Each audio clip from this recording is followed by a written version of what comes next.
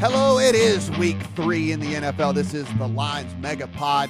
It is Matt Brown. It is Adam Candee. It is Steven Andress, and we are going to go through each and every game this week, give you our thoughts, any bets in the account, any leans, of course, and try to talk you through this crazy week in the NFL, guys. Not a ton of bets for me in the card this week. It is very interesting.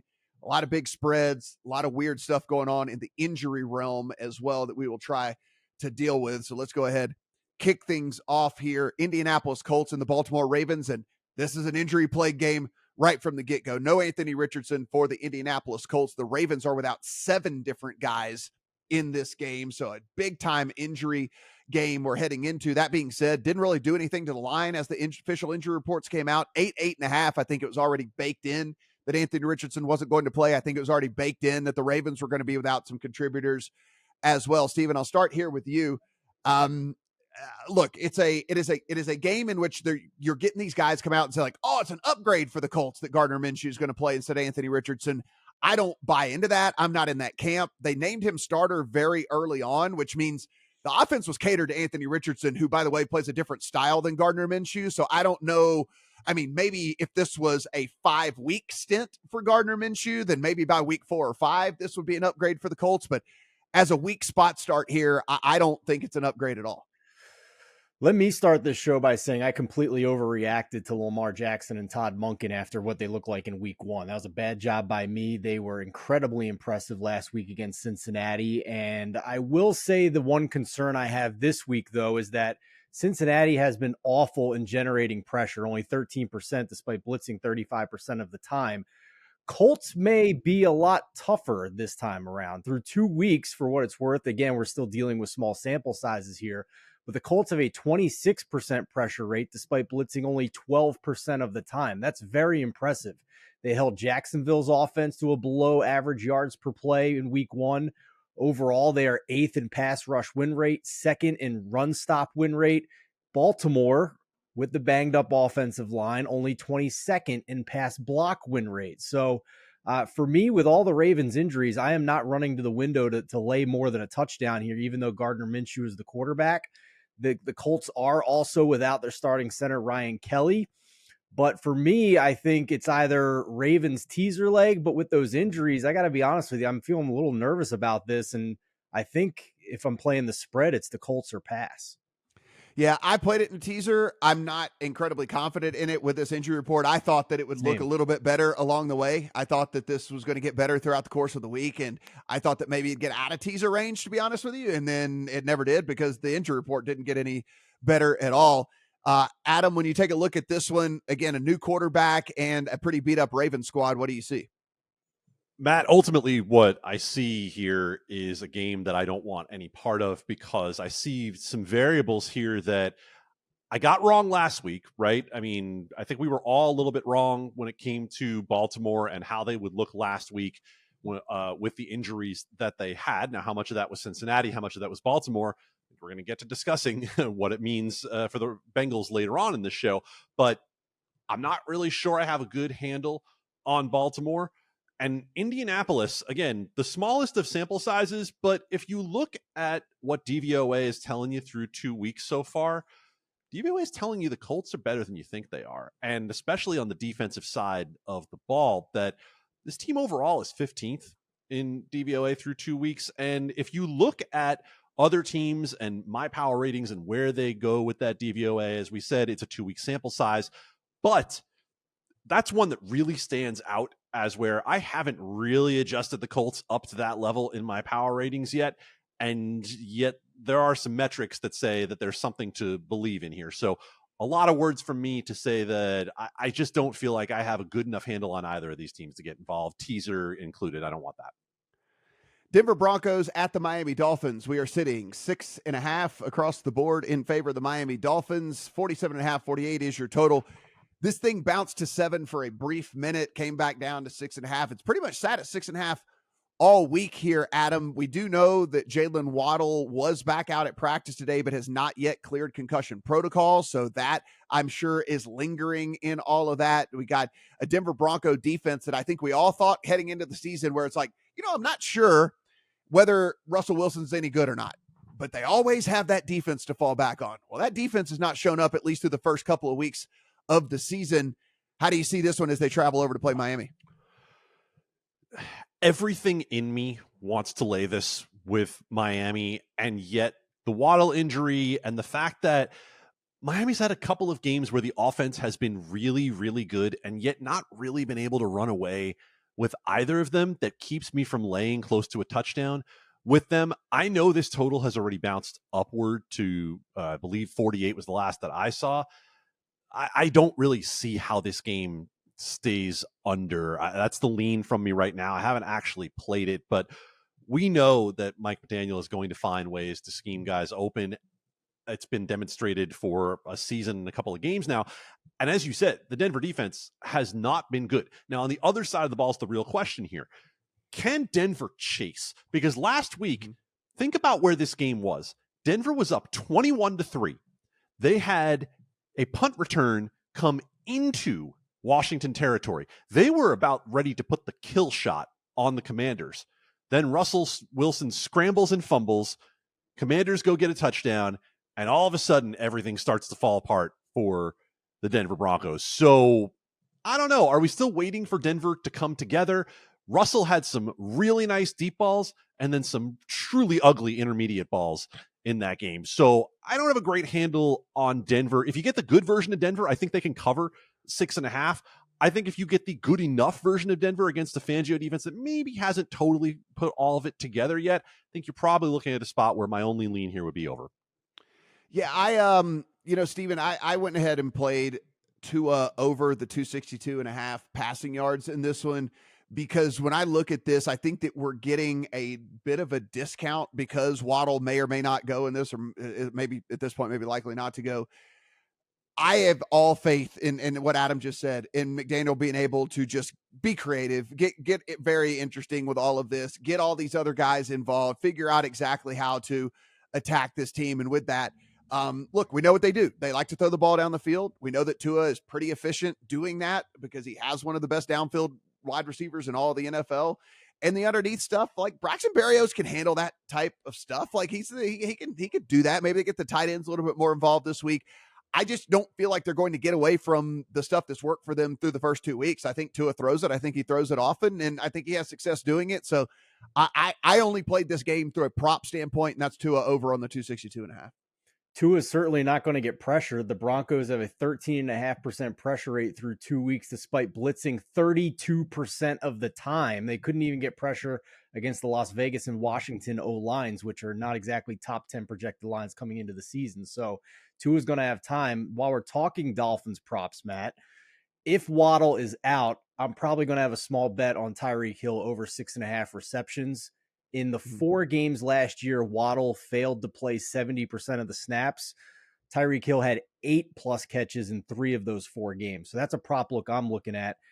I don't have a bet on the spread here. Eli Hershkovich did bet Broncos plus 6.5. You can go to the Beat the Closing Number podcast in our network here if you want to hear why. For me, I have a Denver offensive concern as well. I mean, we were talking about the defense, but on offense, I'm concerned as well because through 2 weeks, they have the number 1 success rate in the first quarter. That jives, right? Sean Payton's a really good game planner, architect. But when the script ends, they drop from a 72% success rate on offense to 41% the rest of the game. That's only 20th in the NFL. So maybe if Denver gets out to a fast start here, I'm looking for a nice, cheap, discounted number on the live spread for Miami, but that's about as far as I would go on the spread. Yeah, I'm with you, man. Like, I don't love the fact that Denver probably can't score a lot of points. Like, I'm of the mindset that the Dolphins defense needs to only show up and be league average, and they're going to outscore the vast majority of their opponents, right? And so, like, as long as the defense shows up and they're like league average week to week on a week to week basis, then the Dolphins are going to score more points than their opponent by and large, like pretty much every single week. All right, New England Patriots and the New York Jets. And Steven, we'll start here with you. This is sitting 2.5 in favor of the Patriots on the road. 36.5 is available at most places, all the way down to 36 at one of the books out there. So we are seeing people come in on the under, probably rightfully so. Good defense for the Patriots, good defense for the Jets. And then you got a couple of offenses that you're still kind of scratching your head about. Weather might be contributing to this extremely low total as well. We're sitting at 36. There's some potential rain and wind in the forecast in East Rutherford. Despite that, overall, I've been somewhat encouraged by the Patriots through 2 weeks. I thought they had really tough assignments to start the year against the Eagles and the Dolphins. Huge step down in class now against Zach Wilson and Nathaniel Hackett. The Patriots offense, eighth in success rate, 12th in drop back success rate, 7th in rushing success rate. So they've been consistent play to play, getting the yards that they need. They're just below average in EPA because they don't have any explosive weapons in this offense. So I think Bill O'Brien has proven so far against two strong opponents that this is an upgrade for the Patriots offense. And I think the Patriots defense is pretty good too. This cornerback they have, Christian Gonzalez, number 4 cornerback by PFF so far, the rookie. Tyreek Hill, extremely complimentary of him after he held Hill and Waddle to 3 catches for 32 yards when he was in coverage against them. So just a side note, Gonzalez sitting at 10-1 for defensive rookie of the year. I think he's definitely in the mix with Jalen Carter and Will Anderson. But it's Patriots or pass here if it's under 3, despite the weather concerns. Zach Wilson against Bill Belichick in 4 games so far. 3 points scored, 17 points scored, 13 and 6 in the other 2. If you think I'm backing the Jets against Bill Belichick in this situation, less than 3, you're out of your damn mind. Adam, I know you like to look at some of the team props. I'm wondering if that's the angle you're heading at this week with an offense in the Jets that actually is sitting at 16.5 as a team total. I find that a little steep for them. A little? Yeah. A little steep? Yeah. That is an excellent way to attack this game if you want to attack it. I realize 36 is low. I realize I got absolutely jobbed on my Cleveland-Pittsburgh under on Monday night by 2 defensive touchdowns, and that is certainly something that is in play in a game like this. I could not encourage you to take the over. I still think an under is worth a look, but coming all the way back here, you like that team total under 16.5 on the Jets? I'm all for it. But I will lay this 2.5 with New England, and this is a prove me wrong game, right? This is one of those games, Matt, you've talked about them, where certain teams, you feel like your ratings tell you something that maybe the market isn't totally there on yet. And my ratings tell me that this New England team is actually legitimate, that this is a team that could compete for a wild card in the AFC if they're able to win this game. They should have beaten the Eagles, right? That they had a Mac Jones interception for pick 6 go against them early, and they were live for portions of that game against Miami. Let me list you out some quarterbacks here. I want to list you out through 2 weeks. Here's a list of quarterbacks: Justin Herbert, Dak Prescott, Josh Allen, Brock Purdy, and someone named Joe Burrow. And through 2 weeks, Mac Jones has a higher PFF grade than all of those quarterbacks. So I think we're starting to get the answer to the question of, can Mac Jones be fixable under Bill O'Brien? I don't need him to be Tom Brady. I don't need him to be 75% of Tom Brady. If this defense is as legitimate as it has looked, and think about the 2 teams that they have played. They have played Philadelphia, who we expected to be one of the 2 or 3 most efficient offenses in the league. And truly, that defense only gave up about 12 points to Philadelphia when you take out a pick 6 and a short field for that where Philly only had to go about 20 yards. And they held Miami to 24. So this defense is absolutely legitimate. I think this is one of those games that could very easily end something like 17-3, 20-3, even 14-3 if you think the Jets defense can get some pressure on Mac Jones. So I think anything under that you want to look at makes a ton of sense. The other thing for me, I would like, I think the Jets maybe 4 or 5 weeks from now might be able to look at least not complete trash on the offensive side of the ball, but it's just going to take a longer time to come back around because they catered this offense to Aaron Rodgers. I mean, like, they went out and signed Alan Lazard. Nobody wanted Alan Lazard. They went and got the corpse of Randall Cobb because Aaron Rodgers wanted him. They built everything in the playbook around Aaron Rodgers. They literally have the backup sitting there telling you we had to learn a whole new language essentially because it was what Aaron Rodgers wanted. And so that's just not going to change in 2 weeks, right? I mean, it's just not. They're not going to figure it out on the offensive side of the ball in a couple of weeks. Now, 5 weeks down the road, could we at least see something that doesn't look like complete gutter trash? Maybe, but I expect that we see complete gutter trash this week as well. It would certainly be the Patriots for me or pass. I am definitely going to play the Patriots in any contest, in pick'em contest or anything that I'm in this week. So I will have some exposure to them one way or another. Houston Texans on the road at the Jacksonville Jaguars. Jags are sitting 8.5 in favor at home here. 44.5 is your total. Adam, as we look at this, I don't have, I talked about the teaser leg I had earlier. This is the other half of it. The Jags down to 2.5 against this Texans team that's just absolutely murdered by injuries this week. Listen, they've shown signs of life, right? Like they've at least shown some signs of life, but can they pull the outright upset on the road here with all these guys injured? I just don't think so. Jags also my survivor play of the week, so follow if you want to. But that's where I'm putting all my entries over here in the Circa contest as well. That's my exposure to the Jags this week. So I'm going to start this by saying I am a little bit worried about the Jags offense based on what I saw against Kansas City last week. However, I think we also have to consider that maybe Kansas City's defense is a little better than we expected it to be. Absolutely. Right? Like when you think about the two offenses they've played in Detroit and in Jacksonville, they've looked solid. They got pressure on Trevor Lawrence. Now, the worry for me is that pressure that can be generated on Trevor Lawrence from an offensive line that's looked a little shaky through 2 weeks, but Houston's not the team to do it. Right? They're already down Derek Stingley in the secondary, so it's not like they can just send everybody and hope that they're going to be able to guard Calvin Ridley one-on-one deep with the great corners that they have. That's not what's going to happen this week. There are 2 games where my power ratings are far off market. One of them is this one. I actually make this Jacksonville into double digits. I have Jacksonville 10 in this game. Sitting 8.5 at the moment. I'm right there with you, Matt. I think the safe play is a Jacksonville tease.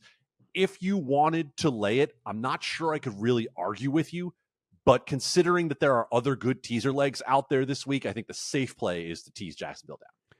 You look, Steven, at the injury report for the Texans, just lots of DNPs in the secondary, which you never like to see. You're still looking at your star offensive tackle with limited practice with Tunsil. I mean, there's a lot on that side of the ball, which I just don't know if they're going to be able to hang with Jacksonville. I look at it like this. If you look at Jacksonville, the points weren't on the board, but dude, they were 0 for 6 in the red zone against the Chiefs. Like there was a chance for that team. Like it was not like completely out of the realm of possibility that they could have pulled off the upset against the Chiefs in that game. I mean, they were down there. They just couldn't get it done. So for me, I look at this and this is just such a step down in class. Like I am a fan of that Chiefs defense. I actually think that Chiefs defense, when it's all said and done, we're going to be talking about a top 7-8 unit when it's all said and done. We're not going to say that about the Texans at all. And certainly not this week when they're missing basically their whole secondary.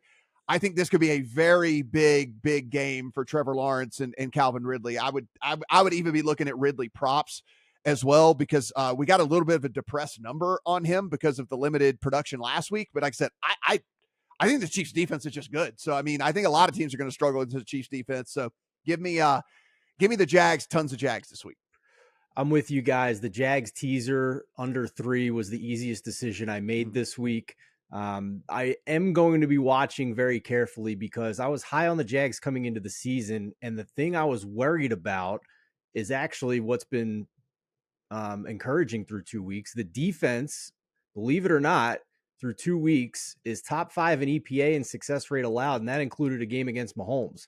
So hats off to the Jacksonville defense, at least for passing through the first couple of games here. I agree with Adam. I'm a little concerned about the offense against tougher competition, not concerned about it against the Texans, but I think it's at least notable that Doug Peterson is not calling the plays for the Jaguars offense. It's Press Taylor. So I would like to see some better results here going forward with that. And I think that might be a part of the whole situation here too. We have, I think we're pretty simpatico though across the board on this one. This is all of us pretty heavy on the Jags for this particular game anyway. Tennessee Titans and the Cleveland Browns. This is sitting 3.5, though there are some hooks that have been taken off the board. There are a couple of threes that are out there, expensive threes in favor of the Cleveland Browns. 39.5 is your total.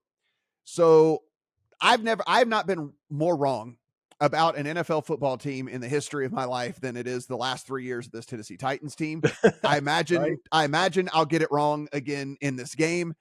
Look, this Browns defense to me is like, I mean, what I think they're top 5, might even be end up being like top 3 when it's all said and done. They have playmakers at every single level. Everybody is good.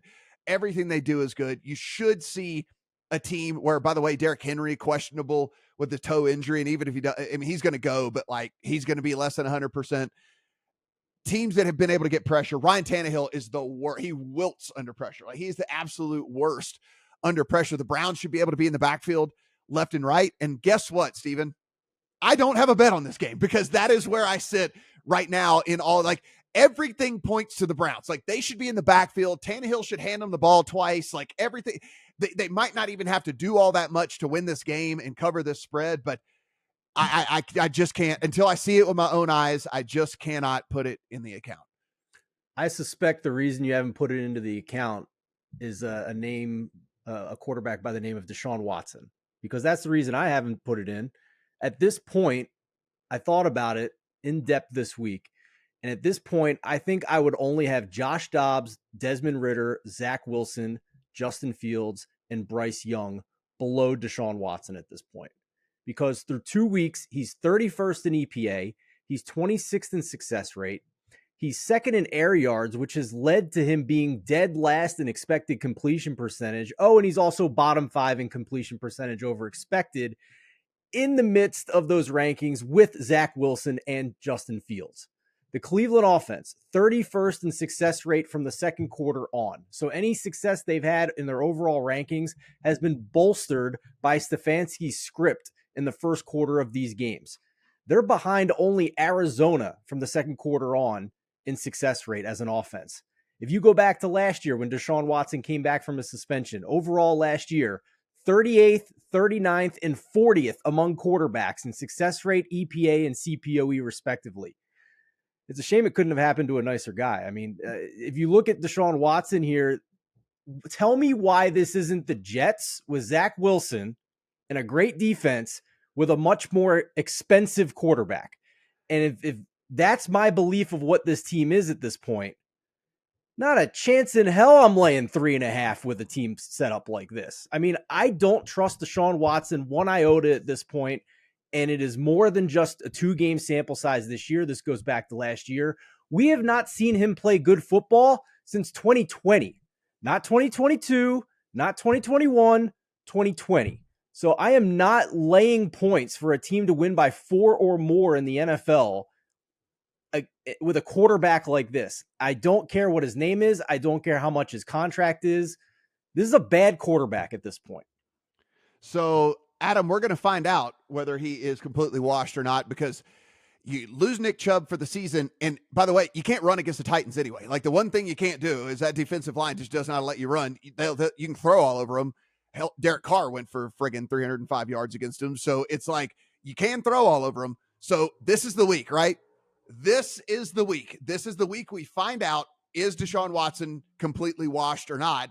Because he's going to have to throw the ball. They're going to have to throw the ball a ton to have success. You're without your stud running back. This is it. Prove it to us that you're not like the worst contract in NFL history. Matt gives his take. Steven gives his take. Matt gives the secondary version of his take, and it leaves Adam with that much left to talk about. So I'm going to just say this much for you. Okay. My rating on this game is Cleveland -6, and I haven't bet it. I think this defense is as outstanding as everybody says it's going to be. I am still burned on last week from having played the Chargers and losing that game to the Titans. And so the other side of this is that Mike Vrabel is a coaching edge over Kevin Stefanski. Yeah. So I think the only way that I would consider getting involved in this game is even under 39.5, because I'm with Steven on the idea that Deshaun Watson is playing well. I think it is super hot takey to say that you would only take him over that list of quarterbacks, like hot takey, like takey, like to say all of that. No, I mean, no, you had. Can you show me some results at some point in the last 720 days, Adam? That's all I'm asking. I don't have to, because I can show you a guy who was damn near the MVP of the league before he was suspended. I have much more of a body of work that says a quarterback of Deshaun Watson's age is going to be able to perform at a high level than I do the body of work that you're pointing to, which is not even half a season, to say that he's terrible. That said, at this very moment, he's terrible. I can't argue that. I don't think that that means he's going to be terrible moving forward. But as Matt said, if this is the moment, then go ahead and show us, right? This is the spot. But it doesn't make you want to bet him this week, right? Because of that. You need to see it at this point. I need to see that he can throw against a defense that is asking him to throw the football. But I also am cognizant of the fact that he has not been a match for this Cleveland offense from the second that he got there. This is not the kind of offense that we've seen him succeed with in the past. But now it's on Stefanski, right? Nick Chubb's gone for the year. You don't have your battering ram anymore. So now it's on Kevin Stefanski really and truly to adjust, because you don't have the efficient running attack that made it so clear that you want your quarterback to be able to fit into that. Now he has to tailor it around the quarterback, and we'll see if something changes. Yeah, last point here that I think has flown under the radar, because just this is such an injury-riddled week, is DeAndre Hopkins got downgraded. Like he was a full participant on Wednesday and then limited on Thursday. So like anytime we see a downgrade in the middle of the week, it's never any good. And he's been talking about he's been battling this little ankle thing or whatever. So that's another weapon that could be down for this Titans team. And even that, I still don't want to go bet the Browns. So if that tells you anything about where I sit in all of this. Atlanta Falcons and the Detroit Lions. Adam, we're sitting 3 in favor of Detroit. It's an expensive 3, could be heading to 3.5. 46.5 is your total. Looks like Desmond Ridder might be in over his head. Doesn't look like this is really working for whatever reason. As you've pointed out several times here on this podcast, like they don't want to throw Kyle Pitts the ball for whatever friggin' reason. Like you spend a top pick on him. Like the guy is a total mismatch. They don't want to throw him the ball. I don't know. It almost feels like we're a bunch of prove it games here, but it's like, hey, Lions, if you don't suck, like if you are honest to God, a real contender in the NFL this year, then you should beat this Falcons team. You should beat this Falcons team by double digits. But like it's sitting 3 right now. It does look like maybe there's some Lions money coming in. Well, keep in mind, this game opened 6 in most places, and it has been battered to Atlanta all week long. A couple of the sharp services came out with plays on Atlanta. So you say it's a heavy 3, like 3 minus 20. But I actually think it's a 3 minus 20 with resistance the other way, saying I don't really want to go to 3, but this game might get all the way to 3. It wouldn't be enough for me to come back in on Detroit. Detroit was one of those teams I really wanted to go back and watch more of after the opening week. And I watched a lot of that game against Seattle, and it showed me 2 things. One, this defense really is bad. Detroit's defense is not good, and it looked really good in week 1 because of getting that fluky turnover against Kansas City and because they went against the Kansas City team with no Travis Kelce. And also that I do think this offense has legitimate upside. Now, Amon-Ra St. Brown is hurt. We're not sure exactly what we're going to get out of him this week, and that changes a big amount of the equation. Now David Montgomery is out, so we have to see, are they able to put a workhorse load on Jahmyr Gibbs, the rookie, to be able to perform. I don't want either side in this game because, as I said very loudly at the beginning of week 1, Desmond Ridder has not even showed us that he is a bottom half of the league quarterback. And to this point of the season, I would say he's probably been a bottom 3 quarterback so far overall. So I don't necessarily want Atlanta. I've said a lot when it comes to unders this week. I got burned on it last week in what was the most remarkable over week in, I believe, almost 30 years in the NFL. More overs than we had seen. Now, mind you, the overall scoring environment had been depressed. You had 5 or 6 totals that closed under 40. I think this is the one game where I'm perfectly content to look over 46. I don't think Atlanta's defense is particularly good. Green Bay found themselves in some spots where they missed opportunities to run that score out to 30 or even more last week, and you can't judge anything by an awful Carolina team in week 1. And we know Detroit's offense is good, and we know that their defense is bad. Steven, we get a Falcons team that we know what they're going to do. They are going to use Bijan Robinson. That's for damn sure. Like they are going to use him. They're going to feed him the ball. He's going to get a ton of touches. Outside of that, don't really know what the philosophy is really going on there with them and this Lions team. We've seen some good. We've seen some bad so far this season. Which version do you believe? I think last week was bad turnover luck for them. I think that's what cost them the game. If you look at closing lines and what the market thinks of this team, they were 4.5 at home against Seattle. I agree that the move from the look ahead here from -5.5 to 6 down to -3, let's just say -115 if you can get it, is too much. I would bet Detroit -3, -115 in this game.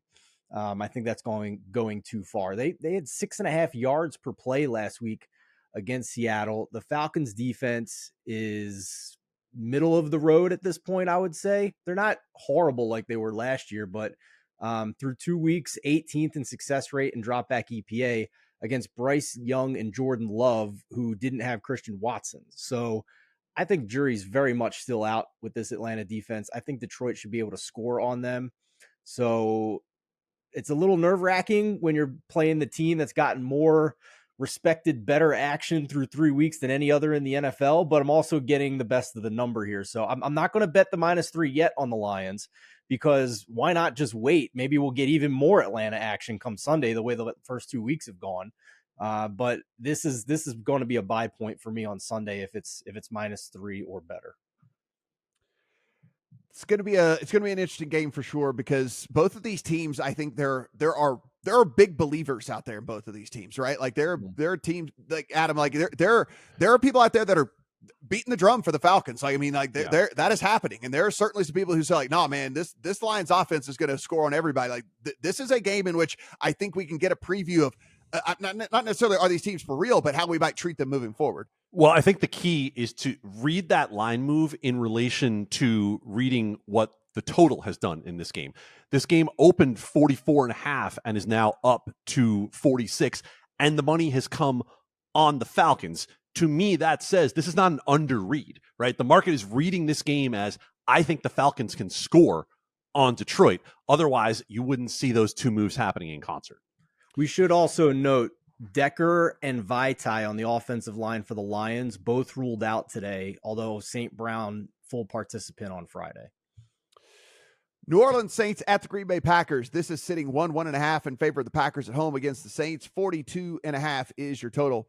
Stephen, when we take a look at this one, it is a Green Bay team that don't really know what they are quite yet, right? Mixed reactions from Jordan Love. He's done some things where you say like, oh, okay, maybe he's all right. Then he's done some things where he's missed some wide open throws and made some pretty bad decisions where you're like, oh man, this does look like a guy that doesn't have very much experience. On the Saints side of things, y'all know my opinion on the Saints. Just nothing spectacular from the Saints side. I don't find them to be particularly interesting in any way, shape, or form.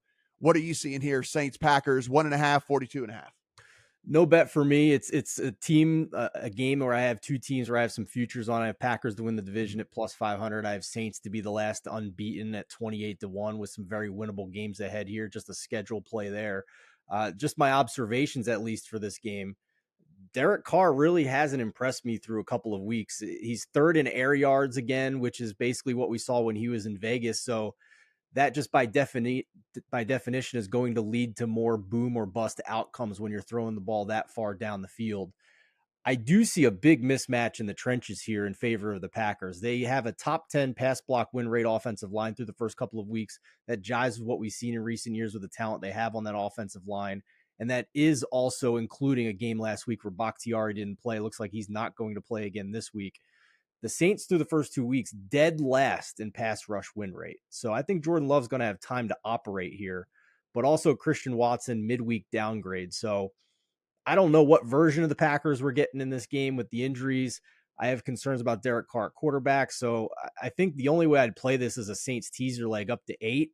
But I don't feel great about it, to be honest with you, because I just don't really like what I've seen from Derek Carr. Yeah, only not going to get it to 8. 1.5 is the best number out there right now. So you get you get up to 7.5, 42.5. Adam, what do you see here in Saints and Packers? I share some of the concerns about Derek Carr, but I don't think it's about Carr. I think it's way more about this offensive line that is bottom 10 in the league right now in both pass blocking grade and in run blocking grade by PFF. I can't give you a full grade on this Saints offense until I see Alvin Kamara back in it, because I don't think that would be fair to what their capabilities are. However, what you talked about with the mismatch in the trenches and Green Bay's ability to generate pass rush, I think is going to really show us what Derek Carr is capable of, because the knock on Carr has always been, what's he going to do when he's under pressure? He's not the most mobile of quarterbacks. And is he going to be able to keep it together when he's under pressure? On the other side of this, if you haven't been following the QB school breakdowns of the quarterbacks over the first few weeks, I would definitely suggest doing that, because it showed to me that Jordan Love's getting a lot of help from Matt LaFleur. But that's not going to change, right? He's going to continue to get help from Matt LaFleur. Matt LaFleur is putting him in situations to succeed. Green Bay, by any measure, should have won that game last week against Atlanta. They had a couple of third downs where Love had opportunities to make passes that would have put the game away, and they didn't ultimately get the job done. They had a chance late to come back and get a field goal. They didn't get that either. Green Bay is live. I like the division future that Steven has. This week in particular, if you made me jump aside, I would take Green Bay, but that's a light lean at best. I'll probably end up staying out of it. Yeah, Saints defense is like just good enough, right? Like to give everybody problems. Like there's just enough playmakers to give everybody problems. And just the very small sample size I have on Love, it's just hard for me to come in and back him in this situation. And that's a bold statement for me, because I just hate the Saints team. I hate the way it's made up, at least currently, right? Like it could be completely changed whenever Kamara comes back, but at least the first 3 weeks, I just don't like the makeup of this team in general. So maybe the 7.5 and a 42.5, if you wanted to play on a teaser leg, I could get there, but probably something I'm just going to avoid altogether. Buffalo Bills and the Washington Commanders. This was one of the first bets I put in my account this week, and it really didn't move. I thought this would get to 7, maybe even through 7. I got it at 6. It is 6.5 at a couple of places. 43.5 is the total here. Adam, when we take a look at the Bills, I kind of feel like the Bills are going to be a bully to bad teams and then struggle against good teams. I put the Commanders in the bad team category. So I think the Bills can kind of go in there and bully them. The same concerns we had coming into this season, I think, exist still for the Bills, which is there is no real true secondary option for them. And against these good teams with good defenses, I think that's going to really show up, right? Because when you have to only target Steph Diggs over and over and over and over and over again, they eventually just end up double and triple teaming him. And, Gabe Davis is like a lower tier wide receiver too, in my opinion. Now it might be Dalton Kincaid who ends up being that number 2 at some point throughout the course of the season, but that's not there. I'm going to be fading the Bills against elite defenses and probably backing them against teams that I think they can move the ball on and or pathetic offenses, which I think is where Washington fits in for me, where they're just not going to be able to score. And so therefore the Bills will do enough to be able to extend it out to, again, I need a touchdown in this one. So it's one of the first bets I put in. I don't love it, but it certainly was going to be Bills or pass for me. And so I took the Bills.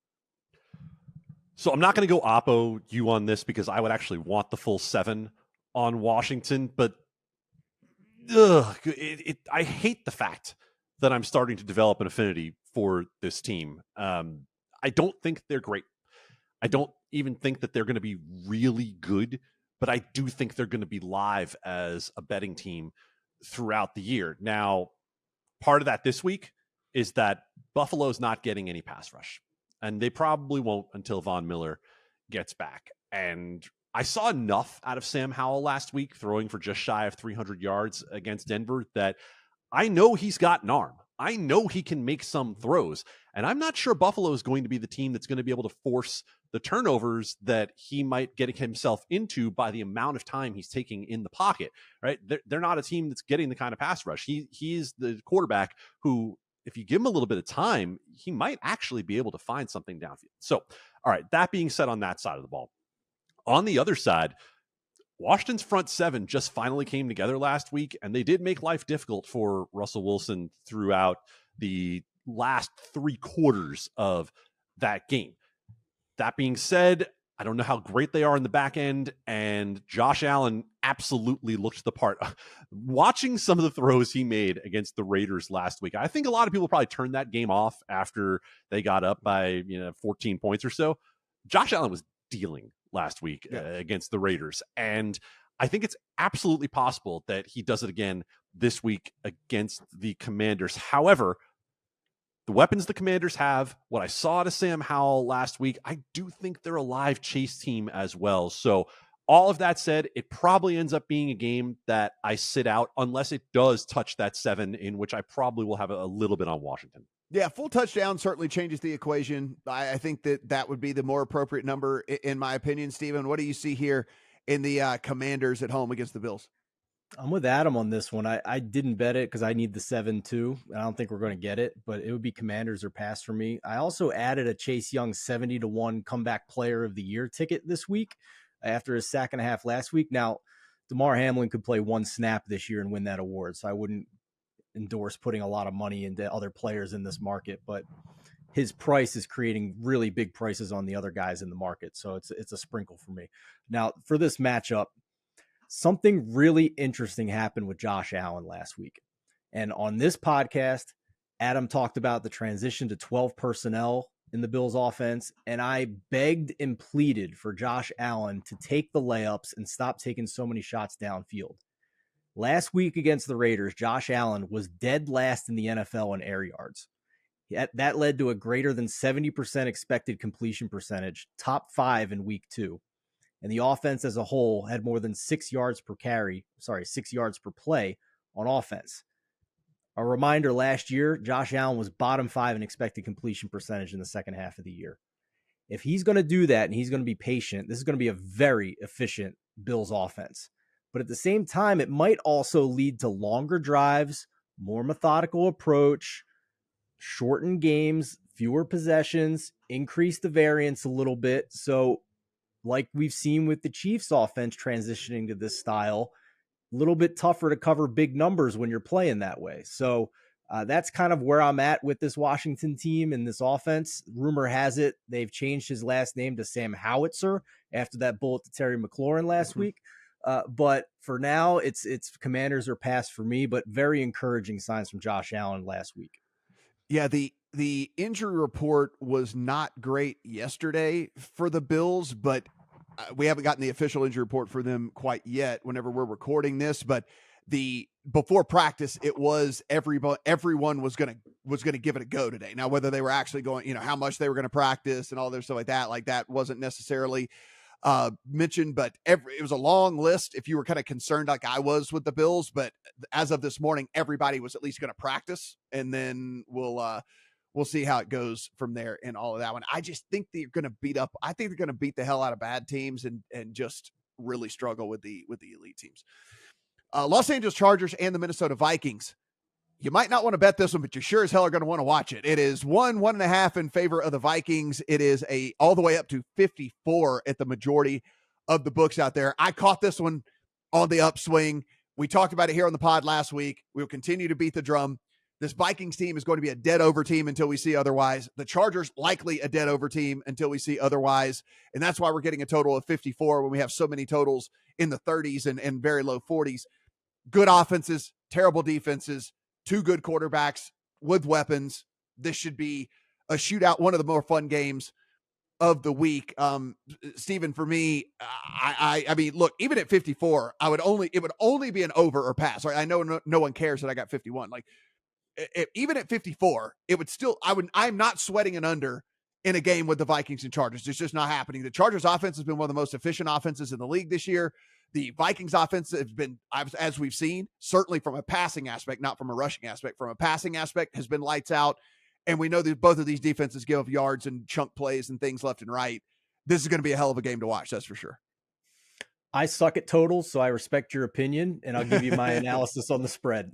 I started the week thinking that I'd be interested in the Chargers, and to my surprise, after digging in a little bit, I think it would only be Vikings for me at this point.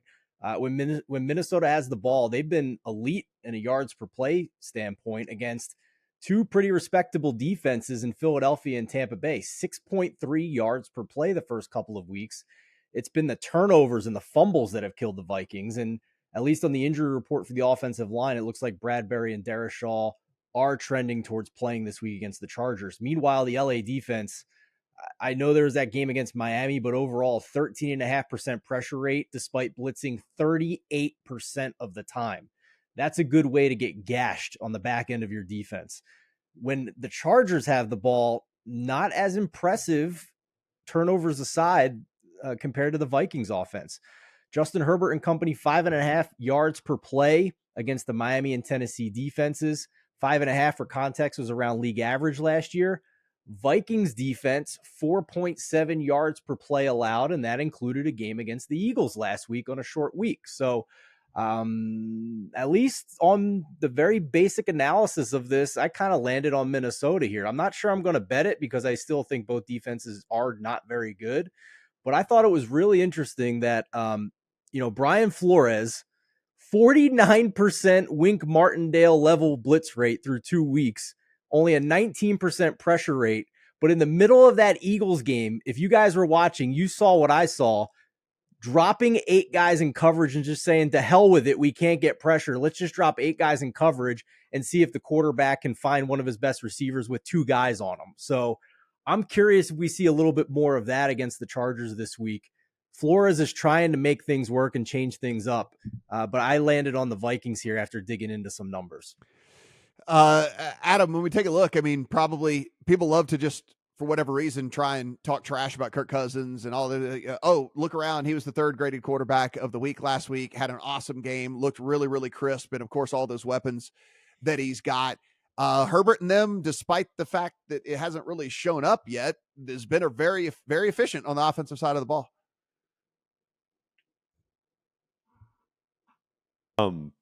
Yeah. Is it possible for a receiver to have 300 yards in a game? I'm not sure we've ever seen that before, but if ever it were going to happen, it would be Justin Jefferson this week. The Chargers can't cover anybody. And I'm a little bit recency bias burned on this one because it was bombs by Ryan Tannehill to, let me see, Nick Westbrook-Akine got one of them. And I believe it was Chris Moore got the other one for the Tennessee Titans. And that is part of how I lost one of the most obvious bets that I've made in quite a while on the Los Angeles Chargers this year. And so if you want to play props and look for overs, great. I think that's a pretty chalky, straight way to do it. I think if you are willing to watch this game and you're in a place where you can live bet, this is the freaking live betting Super Bowl. You are going to have opportunities. The way these teams are going to go back and forth, you are going to have chances to be able to get both teams at plus money throughout this game. You're going to be able to build up a middle that you can probably play off all the way through to the fourth quarter and maybe even take a big spread at the end of the fourth quarter and get one team to bring this back within a score. Because what do you think is going to happen? Both of these teams are going to allow you to score, and they're going to be able to keep pushing the ball down the field. The back door will never be shut in a game like this. I think it's going to trade back and forth all game long.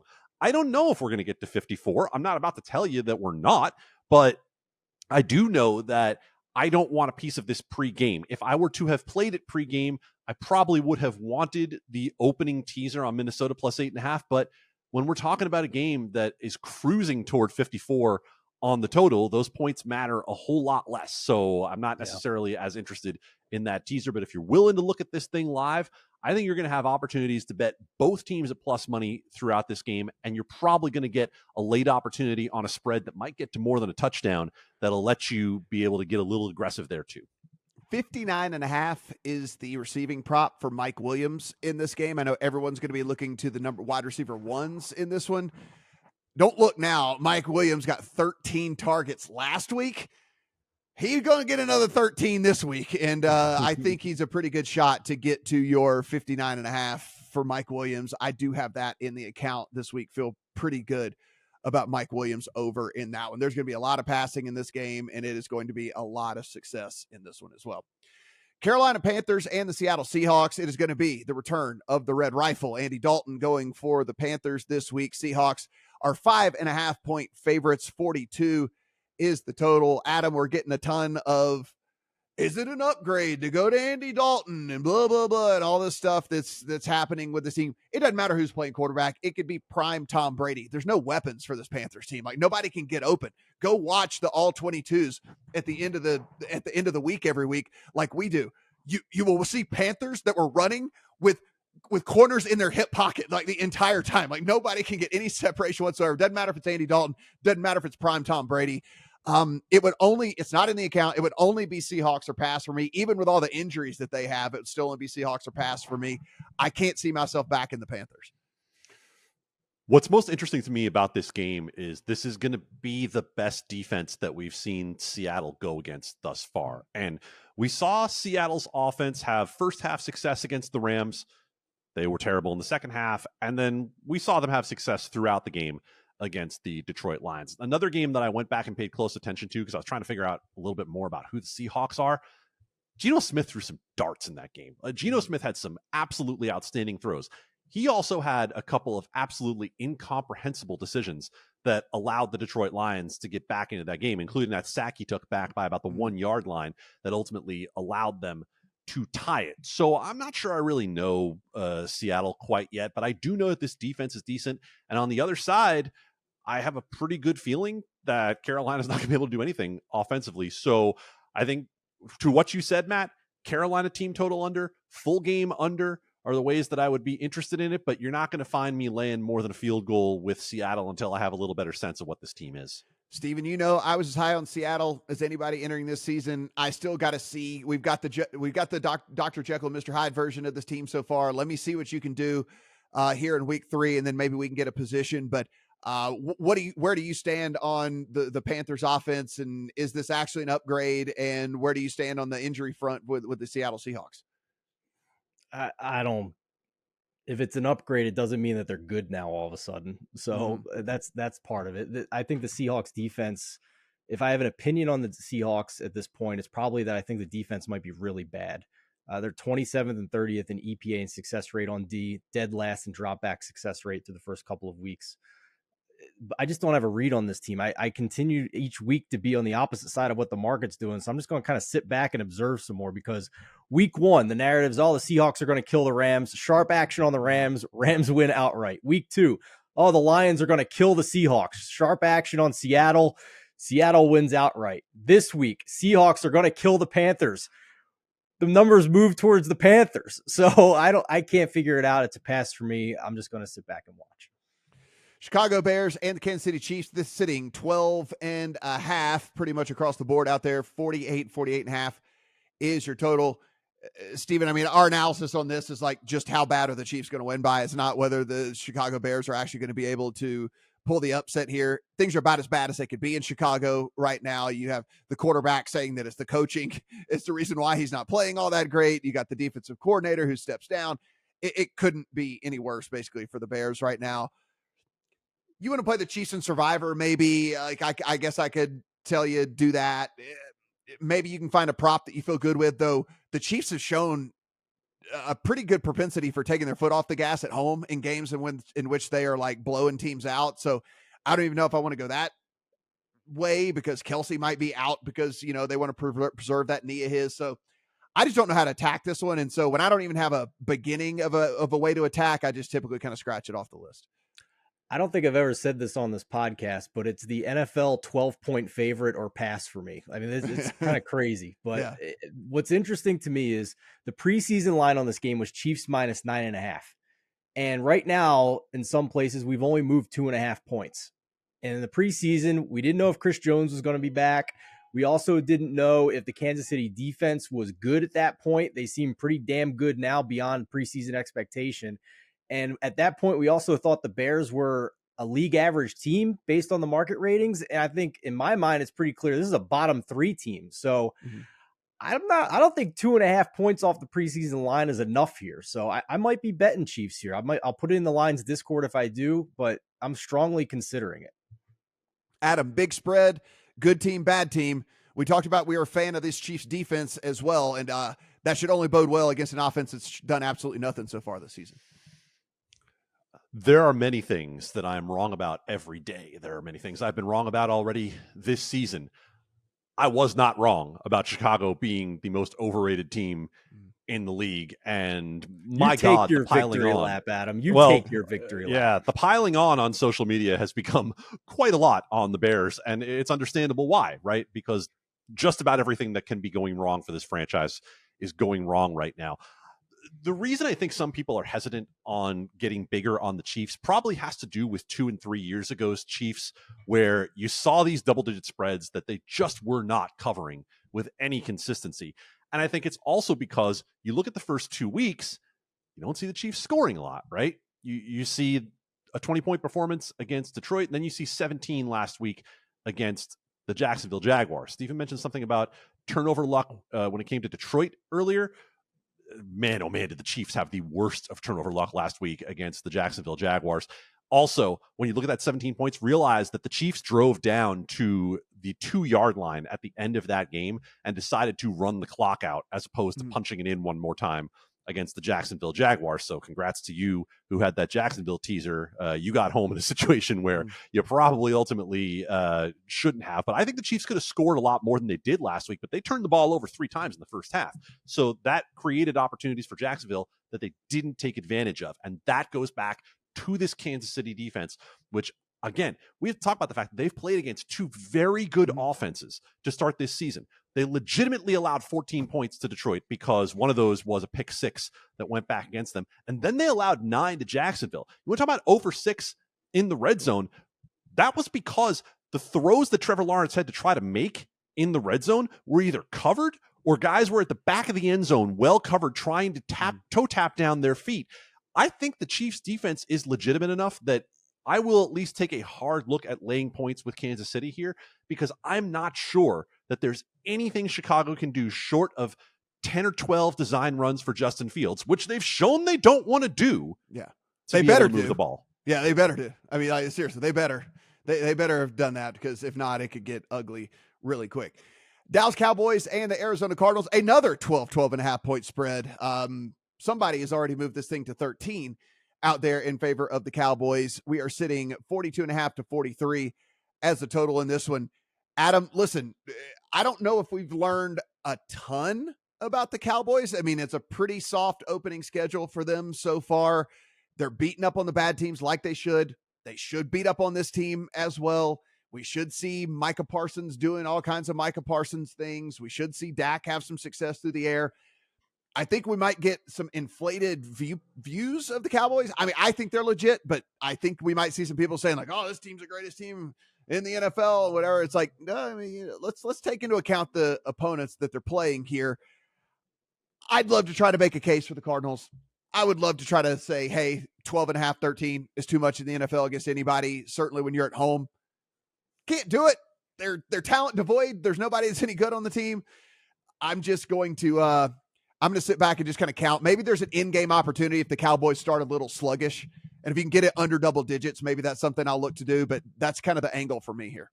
Remember that meme that was going around about 5 or so years ago where the guy was like, I've been working on this for 6 months, and he just tweeted it out. He just tweeted it out. I have been thinking about my Cowboys take for the last 24 hours, and Matt Brown just threw it out there right in front of me, which is that we don't know anything about Dallas. We don't know a damn thing about this team. They played a weather game against a team that I believe might be starting 5 cardboard cutouts at offensive line, and then they went against Zach Wilson and the New York Jets. So we know nothing about them, and this is not going to be the week we find out any more about them either. Now, as for the Cardinals, on the other side of this, the Cardinals have played 2 representative games in which they have covered both of them, which I think is more than we expected out of the Arizona Cardinals against Washington and against the Giants. That said, no matter what you think you know about Dallas and what you do know about Dallas, this is a major step up in competition for the Arizona Cardinals. This game being out to 13 on the road, if you say you'd use a basic 1.5 point adjustment for home field, I mean, think about the fact that you're basically saying that Dallas is 2 full touchdowns and more better than Arizona. I don't think that Arizona has the means to chase. And so, maybe I would be more apt to watch the opening drive, see if Arizona goes down and gets a touchdown somehow. They get a play to break or get a defensive touchdown or something. And maybe then I want to come in on Dallas at less than 10 if I can find it there.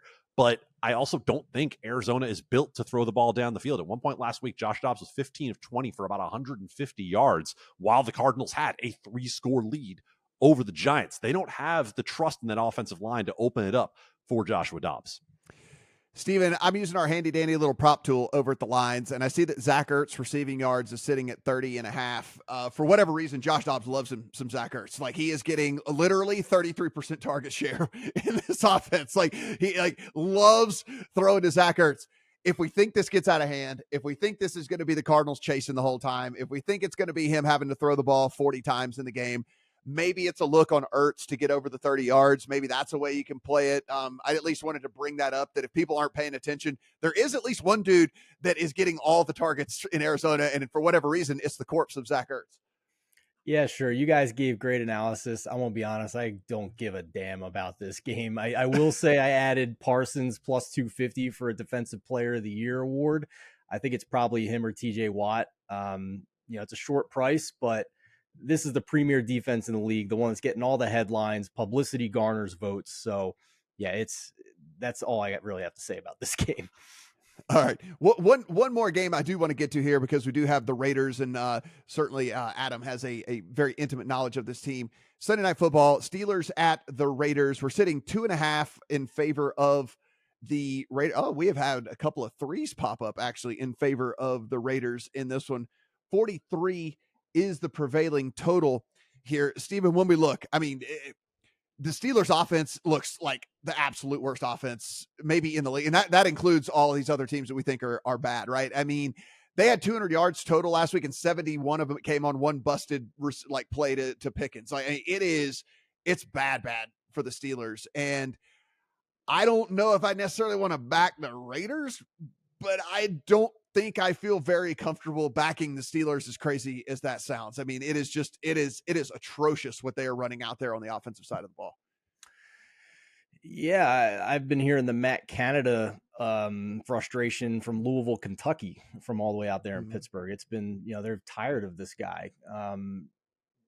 It seems like every time this game hits 3, though, the resistance is there, and the Pittsburgh buyers come in and gobble up those threes. There's a couple expensive ones left here as we record Friday, and I think that's about the only thing I'd be interested in. Maybe a Pittsburgh teaser leg here, because I think this is just such a big step down in class from what the Steelers offense had to play the first 2 weeks against San Francisco and Cleveland. So I'm willing to give Kenny Pickett a pass there. I don't know if they go from really bad to league average, or they just go from really bad to just bad against the Raiders. But they at least are playing a defense in Las Vegas that is dead last with a 10% pressure rate through the first 2 weeks, while blitzing 30% of the time. And on the flip side, the Steelers have the number 1 pressure rate through 2 weeks. So never betting Josh McDaniels to win by 4+ points ever. So that's kind of where I'm at on this game. I just haven't decided if I'm just taking the Steelers +3 or if I'm going to use them in a teaser leg. Yeah, if we're sitting here, Adam, I don't know if we said to people, hey, tell me the number 3 team in the NFL in EPA per pass play, and tell me who that was going to be through the first couple of weeks of the season. I think you'd get a whole lot of answers before you got to the Raiders, but it's actually the Raiders. And the offenses look competent, right? It's just the defense that's the problem here. What do you see in a game that they're coming in actually favored?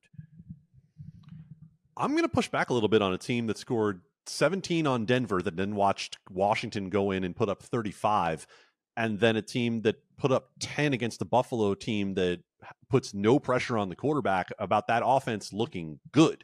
I mean, on script early on, yeah, they looked all right. And I think part of what you're seeing with the Raiders is that they are able to move the ball a little bit, but they've shown no ability to be able to go in and sustain drives for points, right? Because that 17 against Denver also includes a gift touchdown from Sean Payton on that botched onside kick at the beginning of the game. So I don't really have a lot of trust in this offense. The one side that has performed well is the offensive line. They've been much better than we expected them to be. Josh Jacobs thus far this year has 28 carries for 46 yards. And I don't believe this is the team in Pittsburgh that he is going to improve that against. And also, Jimmy Garoppolo under pressure, when he was under pressure last week, was abysmal against Buffalo, including having a screen pass intercepted and having a linebacker jump over the back of a running back to intercept a pass. So for me, this is Pittsburgh +8.5. I cannot see at all where the push has been here out on Las Vegas, because There is one truly elite unit in this game, and it is the Pittsburgh defense. Yes, they are beaten up. No Cam Hayward, maybe no Minkah Fitzpatrick, etc. I don't believe that they're going to be able to slow down or stop TJ Watt, who is by a long shot the best pass rusher that they'll have seen this year so far. Steven, I think when we look at the Raiders and the inefficiencies that Josh Jacobs has had so far this year, it really is a direct correlation to Jimmy Garoppolo, because you had Derek Carr who would YOLO the ball down the field or whatever, and like guys had to respect the deep pass, and like that they couldn't just sit up real close to the line, and Jacobs was able to find lanes and able to move. Like you have Jimmy Garoppolo yet again, 18th in the league in average depth of target already. This is what we've seen in Jimmy Garoppolo over the years, and it's just playing out yet again here. So guys can just stay closer to the line. If you're staying closer to the line, there's more guys that can come in and gang tackle a guy like Jacobs, and I don't think that that's going to change, because Jimmy Garoppolo is who he is. If there is one thing that we know about James Garoppolo, he ain't changing who he is. Like, he plays football the way he plays football, and that's just the way it's going to be. So I think there's going to be a lot of long days for Josh Jacobs in this offense. You basically read my notes here, because I had the same observation about Jimmy not being able to throw deep anymore. And Ted Nguyen, one of the beat reporters out there, had a great stat this week. He said Josh Jacobs last year had about 8 rushes per game against 2 deep defenses post-snap. So far this season, he has 5 total. So the boxes are stacked. The defenses don't respect Jimmy G being able to beat them deep, and it's affecting them, because through 2 weeks, the Raiders' rushing game is 31st and 32nd in rush EPA and success rate. Guys, everything we do absolutely free over on thelines.com, so please take advantage of that. Use the prop tool, for crying out loud. It's the best thing that's going out there. Click on the button. It's a green button right in the middle of the page. You're shopping the best odds. Make sure you're getting the best number. Please, please, please utilize that. Upper right-hand corner, there's the Discord as well, where everybody's talking football all the time, along with every single other sport, and giving some good insights and things like that. So be sure and do that as well. If you haven't already, subscribe to this channel. We're free all season long. Going to be here giving out our picks. Give us a thumbs up. Let us know in the comment section, what bets do you love this week? What bets do you hate this week? And what do you think that we got right and or wrong? We'll be back with full Monday night, 2 different Monday night football breakdowns on this very channel on Monday as well. For Steven, for Adam, I'm Matt. See you guys next week. Good luck on all your week 3 bets.